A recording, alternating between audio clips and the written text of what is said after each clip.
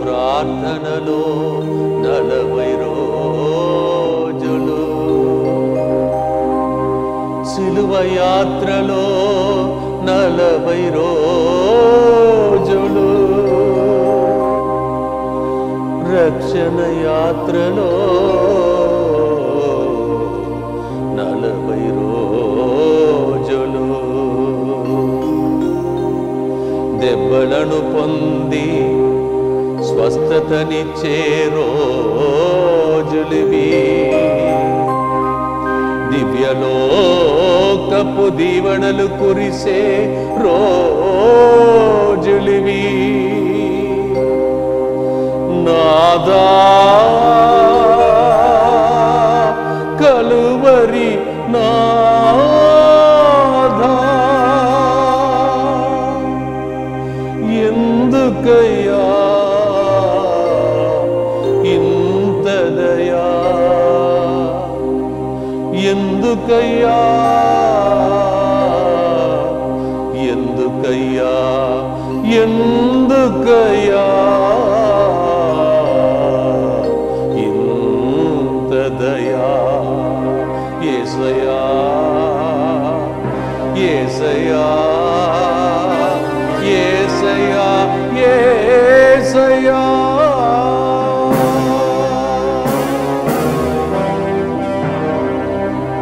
నీ సిలువ క్రింద చేరుతున్నాము యేసయ్యా, నీ బంగారు పాదములను పట్టుకుంటున్నాము యేసయ్యా.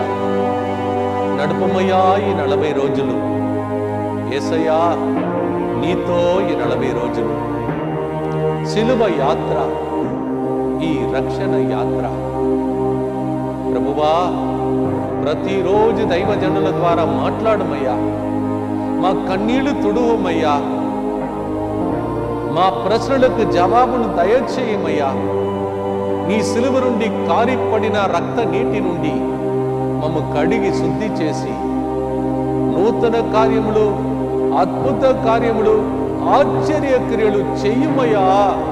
కలువరి నాదా, యేసునాదా, మా కొరకై మరణించి రక్తం చింది ప్రాణం పోసిన రక్షకుడా, నీకే స్తోత్రం. రండి, దైవజనులు పొసగబోతున్న గొప్ప శుభవార్తను ఆలకించుదాం.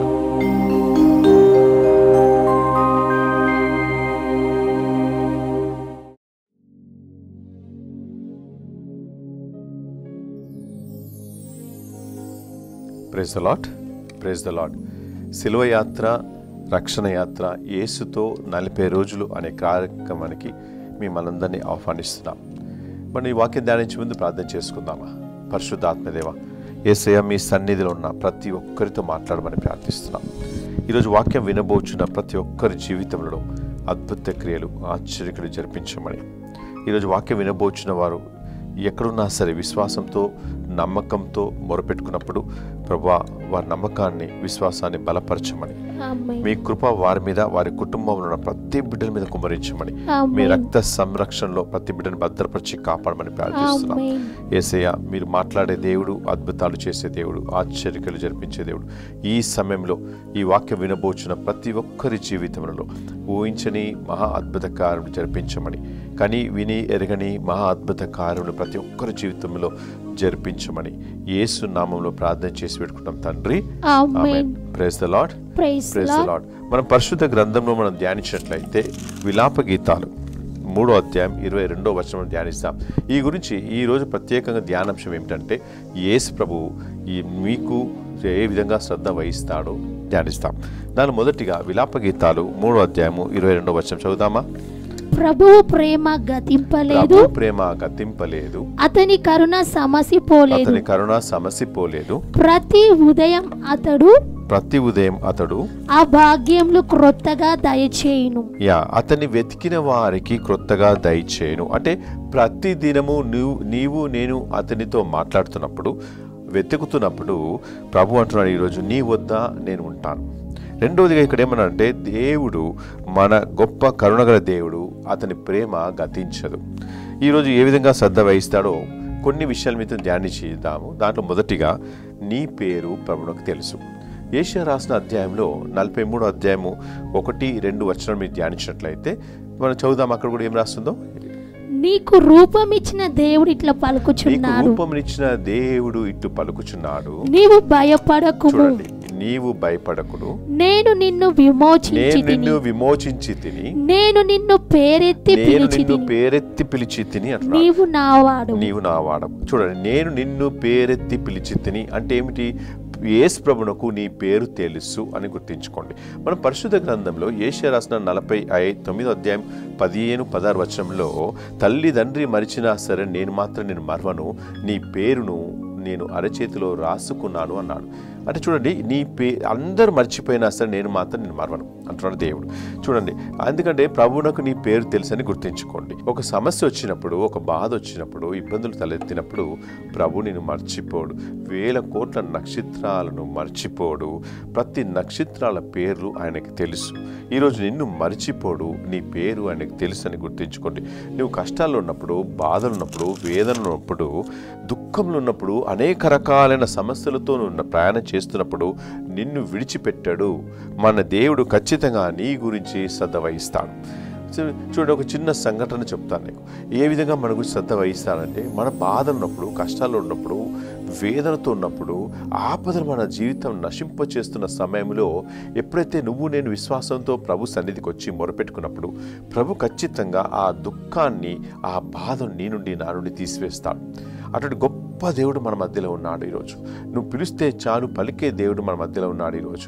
కాబట్టి ఈ వాక్యం వినబోచిన వారు మీరు ఎక్కడున్నా సరే కేవలం మీ విశ్వాసము, నమ్మకము ప్రభు మీద కేంద్రీకరించి ప్రభు వైపు చూస్తూ నువ్వు మొరపెట్టినట్లయితే ఖచ్చితంగా నీకు జవాబిస్తాడు. ఎందుకంటే నీ పేరు ఆయనకు తెలుసు, నీ గురించి శ్రద్ధ వహిస్తాను అన్నాడు ఈరోజు.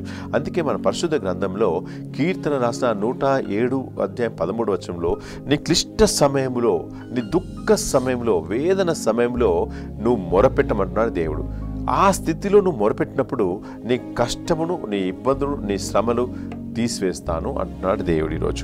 అందుకే మన పరిశుద్ధ గ్రంథంలో కీర్తన రాసిన 40 అధ్యాయము 1-2 వచనంలో ఏ బిడ్డలేదే గంపడాశతో ప్రభు కొరకు వేచి ఉండి కనిపెట్టుకున్నట్లయితే, వేచి ఉండాలి, కనిపెట్టుకొని ఉండాలి. అది గుర్తించుకోండి. మనం కేవలం 1 నిమిషం 2 నిమిషాలు ప్రార్థనకు వచ్చి వెళ్ళడం కాదు, కానీ ఆయన కోసం కనిపెట్టుకొని వేచి ఉండినట్లయితే ఎట్టికేలకు నీ వేడుకోలను ఆలకిస్తాను. కానీ నీకు ఖచ్చితంగా నీకు జవాబు మీరు పొందుకుంటారండి.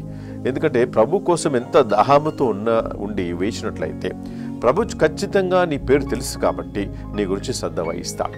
చూడండి, మనం పరిశుద్ధ గ్రంథంలో మనం ధ్యానిస్తున్నట్లయితే లూకా రాసిన 19వ అధ్యాయంలో ఇక్కడ జక్కయ్య గురించి మనం చూడవచ్చు. జక్కయ్య ఎటువంటి వాడు? అతను సుంకరుడు, మోసం చేసిన వ్యక్తి, అన్యాయం చేసిన వ్యక్తి, అనేక కుటుంబంను నాశనం చేసిన వ్యక్తి. ఏ ఒక్క వ్యక్తి కూడా జక్కయ్యతో మాట్లాడరు. అంత ఘోరమైన వ్యక్తి జక్కయ్య. కానీ ఆ జక్కయ్య యేసు ప్రభు యెరికో పట్టణంలో వస్తున్నాడని తెలుసుకొని, రెండోదిగా ఎలాగైనా యేసును చూడాలని, మూడోదిగా ఎవ్వరు కూడా కనిపెట్టకుండా, ఎవ్వరు నన్ను చూడకూడదని, ఇంక్లూడింగ్ యేసు ప్రభు కూడా నన్ను చూడకూడదని మేడి చెట్టు పైకెక్కి కూర్చున్నాడు జక్కయ్య. చూడండి, ఆ సమయంలో యేసు ప్రభు వచ్చినప్పుడు 1000 మంది ప్రజలు అక్కడ ఉన్నారు. కానీ పైకి చూసి, మేడి చెట్టు పైకి యేసు ప్రభు చూసి జక్కయ్య దిగిరా అని పిలిచాడు. అప్పుడు జక్కయ్యకు ఆశ్చర్యం వేసింది. నేను ఎంత ఘోరమైన వ్యక్తిని కదా, నేను అనేక కుటుంబాన్ని నాశనం చేసిన వ్యక్తిని కదా, నా పేరు ఎలా యేసు ప్రభువుకి తెలుసు అని అనుకున్నాను. అంతేకాకుండా నేను ఎంత ఘోరమైన పాప స్థితిలో ఉన్నాను కదా, ఇంతమంది ఉన్నారు కదా, అంత మంచి మంచి వ్యక్తులు ఉన్నారు, పాపం చేయని వ్యక్తులు ఉన్నారు, నేను పాపం చేసిన వ్యక్తిని, అన్యాయం చేసిన వ్యక్తిని, అటువంటి స్థితిలో ఉన్న వ్యక్తికి నా పేరును పెట్టి యేసు పిలిచినప్పుడు, జక్కయ్య త్వరగా దిగి రమ్మన్నప్పుడు వెంటనే జక్కయ్య దిగి వచ్చాడు. ఎప్పుడైతే జక్కయ్య కిందికి దిగి వచ్చినప్పుడు యేసు ప్రభుతో ఏమన్నాడు తెలుసా? జక్కయ్య, ప్రభువా, నా ఆస్తిని నా సగం పేదలకు పంచివేస్తాను, నేను ఎవరికైతే అన్యాయం చేశానో 4 రెట్లుగా నేను ఆస్తిని ఇచ్చివేస్తాను అన్నాడు జక్కయ్య. చూడండి, యేసు ప్రభు జక్కయ్య జీవితంలో ఏం గమనించాడంటే అతని పశ్చాత్తాప హృదయాన్ని గమనించాడు. మన దేవుడు పాపంలో లెక్కింపే దేవుడు మన దేవుడు కాడు.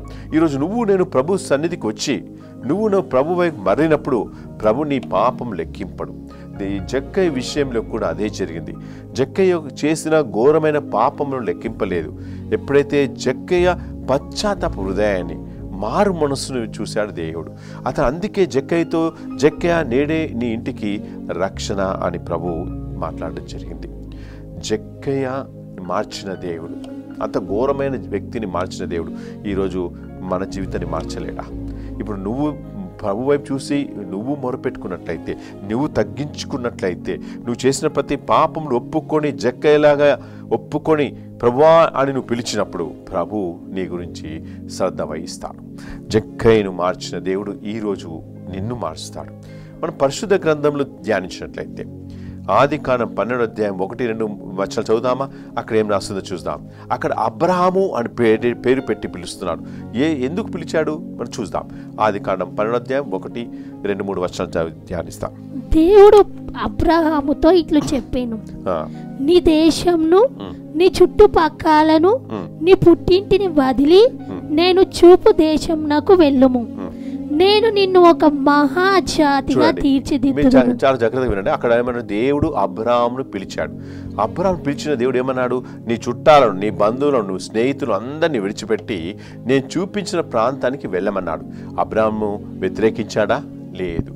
యేసు ప్రభు చెప్పిన రీతిలో అబ్రహాం నడుచుకున్నాడు, విధేయత కలిగి జీవించాడు.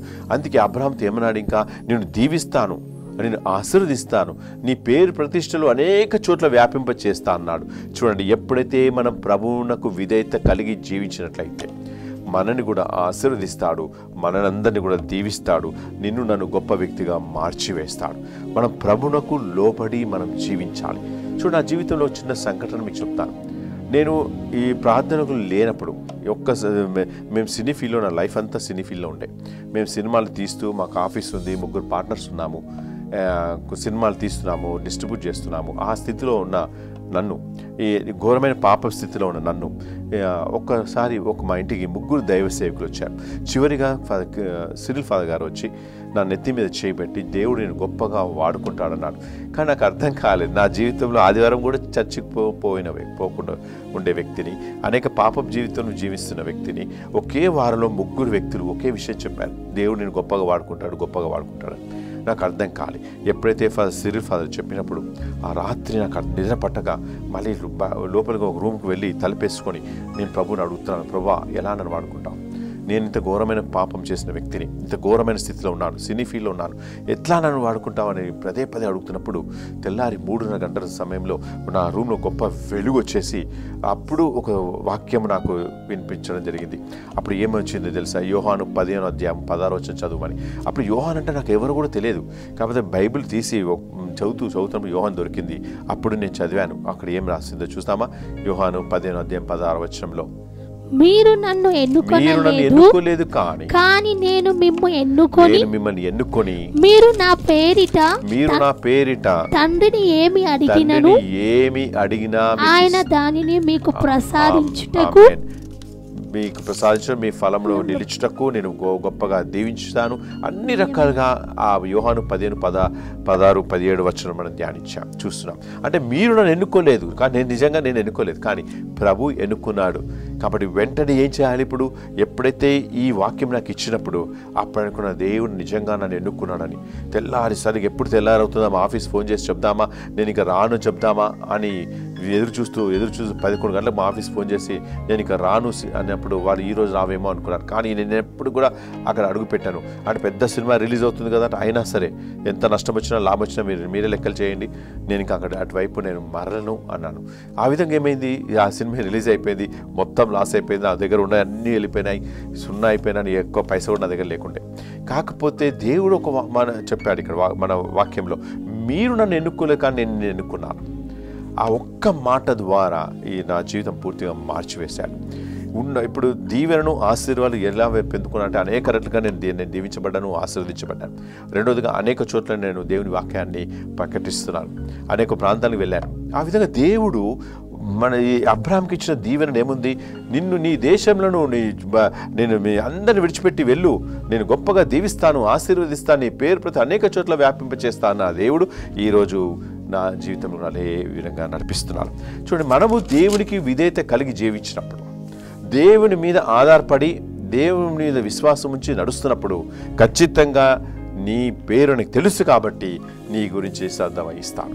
రెండో విషయం చూద్దామా, నీ విచారములన్నీ కూడా తీసివేస్తాడు.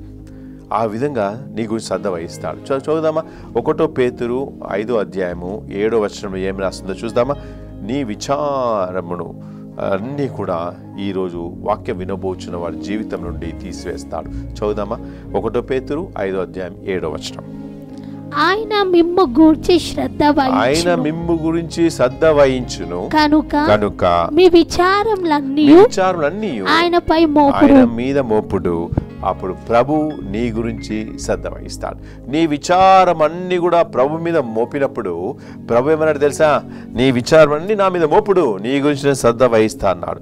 నీ విచారము, బాధలు, కష్టాలు, సమస్యలు అన్నీ కూడా ఏం చేయాలి, మనం ప్రభు మీద మోపినప్పుడు మన గురించి ఆయన శ్రద్ధ వహిస్తూ మన విచారములన్నీ కూడా తీసివేస్తాడు. చూడండి, పరిశుద్ధ గ్రంథంలో సామెతలు రాసిన 10వ అధ్యాయం 3వ వచనంలో ఏ కార్యములన్నీ దీవించుమని వేడుకుంటామో ప్రభు ఏమన్నాడు తెలుసా, ప్రతి కార్యములలో నీకు విజయము ఇస్తాడు. Praise the Lord. ప్రతి కార్యములలో నువ్వు ఏదైతే ప్రభువును మొరపెడుతున్నప్పుడు ఆ కార్యములన్నీ కూడా నీకు విజయంతో నింపుతాడు.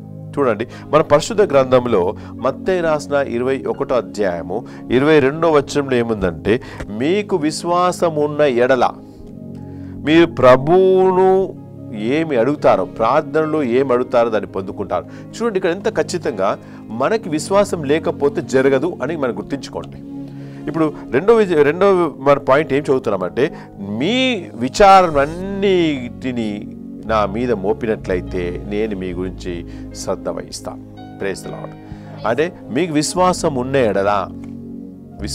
ఎడల ప్రార్థనలో మీరు ఏమి అడుగుతారో ఈరోజు పొందుకుంటారండి. నమ్మకంతో అడగండి, ఎందుకంటే మన గురించి శ్రద్ధ వహించే దేవుడు. నీవు విశ్వాసంతో ప్రార్థిస్తున్నప్పుడు ఈరోజు నీ గురించి శ్రద్ధ వహిస్తాడు. ఈ ఆన్లైన్లో వాక్యం వినబోచిన వారు మీరు ఎక్కడున్నా సరే, యేసు ప్రభు నీ గురించి నా గురించి శ్రద్ధ వహిస్తాడు. నీ విచారములన్నిటిని గురించి శ్రద్ధ వహిస్తాడు. నీ బాధలని గురించి ఆలోచిస్తాడు. అటువంటి గొప్ప దేవుడు మన మధ్యలో ఉన్నాడని గుర్తించుకోండి. చూద్దామా, యెషయా రాసిన 35వ అధ్యాయము 10వ వచనం చదువుదామా. అక్కడ ఏం రాస్తుందో చూద్దాం. అతడు రక్షించిన వారు ఇంటికి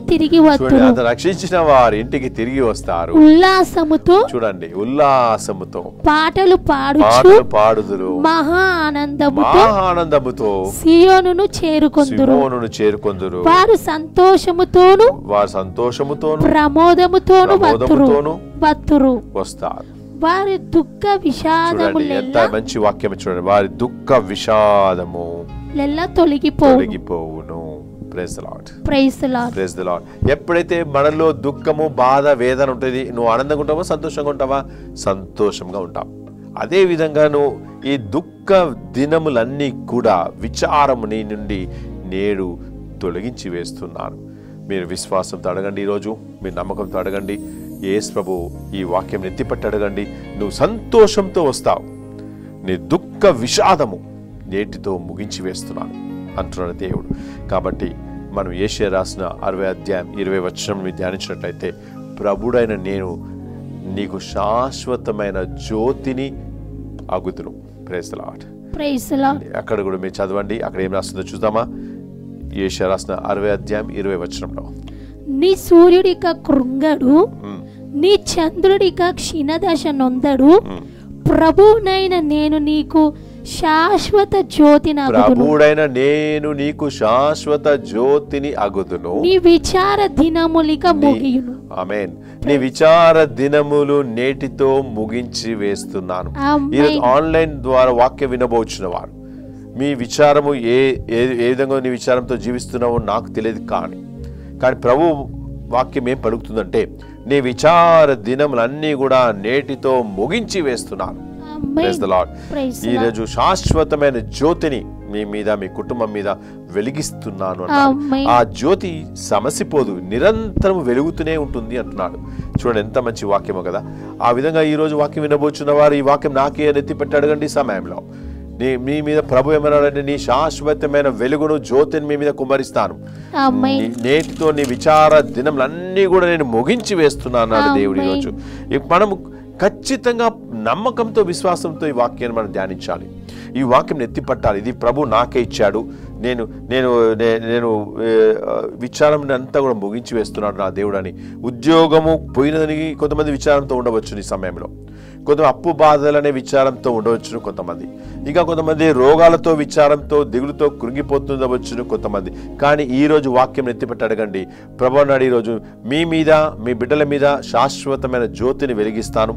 రెండోదిగా అది నిరంతరం వెలుగుతూనే ఉంటుంది మీ కుటుంబంలో. మూడోదిగా మీ విచార దినములన్నిటిని కూడా నేటితో సమాధి చేస్తున్నాను. నీ విచార దినములన్నీ కూడా నేటితో ముగించి వేస్తున్నాను. ముగించి వేసినప్పుడు ఏం జరుగుతుందో తెలుసా? యోహాను రాసిన 16:20 వచనంలో, నీ దుఃఖాన్ని సంతోషంగా మార్చివేస్తాడు. వాక్య వినబోచున్న వారు మీరు చెప్పండి, ఈ సమయంలో యేసు ప్రభు మాత్రమే నా దుఃఖాన్ని సంతోషంగా మార్చివేస్తాను. ప్రభువా, నేను వేదనతో ఉన్నాను, బాధతో ఉన్నాను, కష్టంలో ఉన్నాను, ఇబ్బందులో ఉన్నాను, అనేక రకాలైన విచారంతో కృంగిపోతున్నాను, కానీ నేడు వాక్యం ధ్యానించాను, నేను నా విచార దినం అన్ని కూడా నేటితో ముగించి వేస్తున్నామన్నా. కాబట్టి నమ్మకంతో, విశ్వాసంతో అడగండి. ఈ సమయంలో ప్రతి ఒక్కరి జీవితాన్ని మార్చివేస్తాడు దేవుడు. ప్రతి ఒక్కరి జీవితంలో ఊహించని మహాద్భుత కార్యములు, ఆశ్చర్యకరములు జరిపిస్తాడు. పరిశుద్ధ గ్రంథంలో యెషయా రాసిన 25వ అధ్యాయం 7, 8, 9 వచనం మీరు చదువుకోండి. నాకు సమయం తక్కువగా ఉంది కాబట్టి నేను చెప్తాను. ఇక్కడ 5 విషయాలు మీకు ధ్యానిస్తున్నాం. మొదటిగా విచారమైన ముసుగును తొలగిస్తున్నాడు.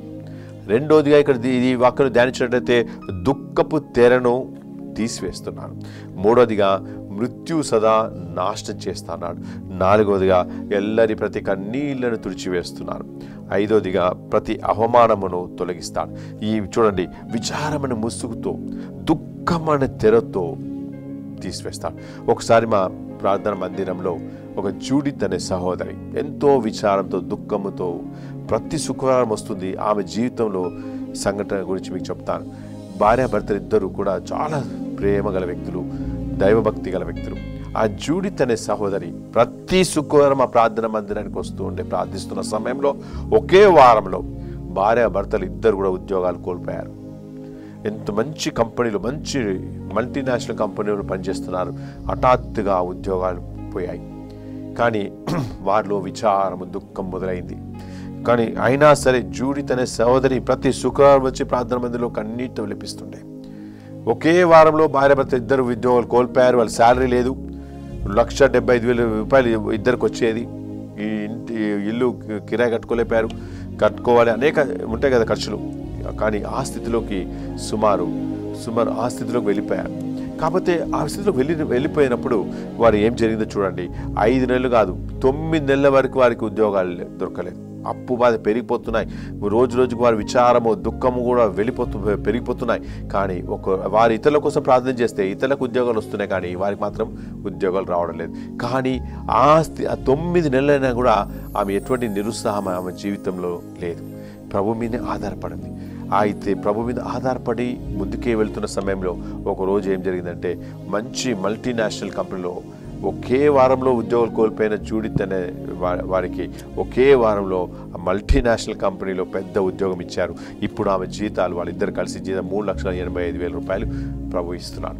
1,75,000 రూపాయలు ఉన్న జీతంని 3,85,000కి మార్చివేశాడు. చూడండి, ప్రభు నీ గురించి శ్రద్ధ వహిస్తాడు. నువ్వు ప్రభు మీద ఆధారపడినప్పుడు నీ దుఃఖం అనే ముసుగు, విచారం అనే ముసుగును తెంచివేస్తాడు. ప్రతి కన్నీటిని తీసివేస్తాడండి. నువ్వు ఎంత కన్నీరు కారుస్తున్నావు ప్రభు సన్నిధిలో కూర్చొని నీ కన్నీరు గమనిస్తాడు. నీ కన్నీరు గమనించే దేవుడు నీ జీవితంలో గొప్ప కార్యం జరిపిస్తాడు. కీర్తన రాసిన 145వ అధ్యాయం 14వ వచనంలో అతడు పడిపోయిన వారిని లేపుతాడు, కృంగిపోయిన వారిని పైకి లేపుతాడు. నువ్వు ఏ స్థితిలో ఉన్నా సరే, నువ్వు కృంగిపోతున్నావా, పడిపోతున్నావా, ఈ రోజే ప్రభు పైకి లేపుతాడు. ప్రభు పైకి లేపే దేవుడు మన మధ్యలో ఉన్నాడు ఈరోజు. కాబట్టి మూడో విషయం మనం ధ్యానిస్తాం. మూడో విషయంలో ప్రభు ఏ విధంగా నీ గురించి శ్రద్ధ వహిస్తాడంటే నీ గురించి ఆలోచిస్తాడు. అపోస్తలుల రాసిన 10వ అధ్యాయంలో మీరు ధ్యానించినట్లయితే పౌలు శిలాసలు చెరసాలను ఆవరణలో ఉండి స్తుతిస్తున్నారు, ఆరాధిస్తున్నారు. ఆ మిగతా ఖైదీలకు కూడా స్తుతిస్తున్నారు, ఆరాధిస్తున్నారు. వారితో పాటు వారిలో ఉన్న సంఖ్యలు స్తుతిస్తున్నప్పుడు, ఆరాధిస్తున్నప్పుడు వారి యొక్క సంఖ్యలు తెంచివేయబడ్డాయి. ఈరోజు నువ్వు నేను స్తుతిస్తున్నప్పుడు, ఆరాధిస్తున్నప్పుడు మన జీవితంలో ఉన్న సంఖ్యలు తెంచివేయబడతాయి. నువ్వు స్తుతిస్తున్నప్పుడు, ఆరాధిస్తున్నప్పుడు బంధకాలైన సంఖ్యలు, రోగాలైన సంఖ్యలు, అప్పు బాధలైన సంఖ్యలు, దుఃఖమైన సంఖ్యలు, విచారమైన సంఖ్యలు తొలగించబడతాయి. ఆ విధంగా మన జీవితంలో గొప్ప కార్యం జరిపిస్తాడు. ఈరోజు ఎటువంటి సంఖ్యలు మన జీవితంలో ఉన్నాయో వాటి ప్రభు నీ నుండి నా నుండి తీసివేస్తాడు. చూడండి, యేషయా రాసిన 38వ అధ్యాయం 1-6 వచనంలో హిజ్కియా రాజు జబ్బు పడి మరణ స్థితిలో ఉన్నాడు. యేషయా ప్రవక్త రాజు దగ్గర వచ్చి రాజాను బ్రతకమన్నప్పుడు హిజ్కియా రాజు ఏం చేశాడు? ప్రభు సన్నిధి వైపు చూశాడు, మొరపెట్టాడు. ప్రభువా, నేను చిత్త ప్రకారం నడుచుకున్నాను, ఎందుకు నాకు ఈ రోగం ఇచ్చావని హిజ్కియా రాజు కన్నీటితో ప్రార్థిస్తున్నాడు. హిజ్కియా కన్నీరు గమనించిన ప్రభు హిజ్కియా రాజు యొక్క ఆయుస్సును 15 సంవత్సరములు పెంచి వేశాడు. ఆ విధంగా గొప్ప దేవుడు మన మధ్యలో ఉన్నాడని గుర్తించుకోండి.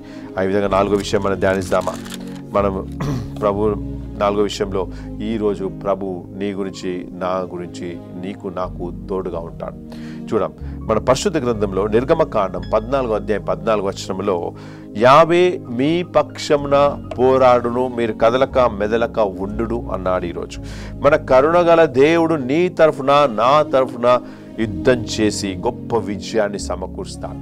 న్యాయాధిపతి గ్రంథంలో 14వ అధ్యాయంలో సంసోను, ఎంతో అభిషేకం పొందుకున్న సంసోను ఒకరోజు ద్రాక్ష తోటలో నడుస్తున్నప్పుడు ఒక కొదమ సింహము సంసోను మీద పడినప్పుడు సంసోను చేతిలో ఏ ఆయుధాలు లేవండి, కానీ దేవుని ఆత్మ సంసోనును ఆవరించను. ఆ చేతిలో ఏ ఆయుధం లేకున్నా సరే ఆ కొదమ సింహమును చీల్చివేశాడు. చూడండి, నీ తరఫున దేవుడు యుద్ధం చేసి నీ గొప్ప విజయాన్ని ప్రభు సమకూరుస్తాడు. దానియేలు రాసిన 14వ అధ్యాయంలో రాజు దానియేలు ఏం చేశాడు? 6 రోజులు 7 సింహాల మధ్యలో పడేస్తారు, గుంటలో పడేస్తారు. కానీ దానియేలు ఏం చేశాడు? ఆ సమయంలో ప్రభు వైపు చూసి ప్రార్థిస్తున్నాడు, మొరపెడుతున్నాడు. ప్రభా, నాకు తెలుసు నువ్వు నా చేయి విడిచిపెట్టే దేవుడు కాదు అని. ఎప్పుడైతే ఆ విధంగా ప్రభుతో మంచి సంబంధం కలిగినప్పుడు ఒక ఆపద వచ్చినా సరే, ఒక ఇబ్బంది వచ్చినా సరే, ఆపదలను ఇబ్బంది నుండి మనందరినీ తప్పిస్తాడు. ఆ విధంగా దానియేలు సురక్షితంగా బయటికి వచ్చాడు. 5వ విషయం చూద్దాం, చివరిగా చెప్పిన ముగించి వేస్తాను. ప్రభు నీకు తోడుగా ఉంటాడు. మత్తయి రాసిన 28వ అధ్యాయము 20వ వచనంలో లోకంతం వరకు ప్రభు నీకు తోడుగా ఉంటాడు, నీకు నీడగా ఉంటాడు, నీకు అండగా ఉంటాడు, నీకు విజయం ఇస్తాడు. యేషయా రాసిన 41వ అధ్యాయం 10వ వచనంలో నీవు భయపడకు, నీకు తోడుగా ఉన్నాను, నువ్వు దిగులు చెందవలదు, నీకు విజయం ఇచ్చే దేవుడు నేనే అని ప్రభు అంటున్నాడు. ఈరోజు ఎందుకో తెలుసా? ఏ విధంగా ఇస్తాడో తెలుసా? క్రీస్తు అనుగ్రహించే శక్తి ద్వారా ఏ పరిస్థితులు ఎదుర్కొనే బలం ఇచ్చి నీకు తోడుగా ఉండి, నీకు నీడగా ఉండి, నీకు అన్ని విషయాల్లో మీకు విజయం ఇస్తాడు. కాబట్టి ఈరోజు వాక్యం వినబోచున్న వారు ఈ 5 విషయాలు మీరు ధ్యానించండి.